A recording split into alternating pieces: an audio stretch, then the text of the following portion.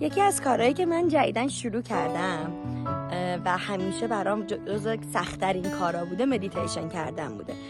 الان فکر میکنم امروز روز 3 یا 4 که اومدم توی این فضای خوشگل و اینجا مدیتیشن میکنم. درسته بیدار شدنش برام هنوز سخته، اون کندن از رو تخته هنوز سخته، ولی این که واسه خودت یه هدف میذاری و میای اونو انجام میدی، بعدش انقدر از خودت راضی که میگی به همه اون نخوابیدنه میارزید. به فرم و شکل مدیتیشن بنشینید. این به معنی این است که ستون فقرات و سر شما صاف قرار بگیره. امروز در این مدیتیشن قراره با نیت بر همدلی با هم باشیم.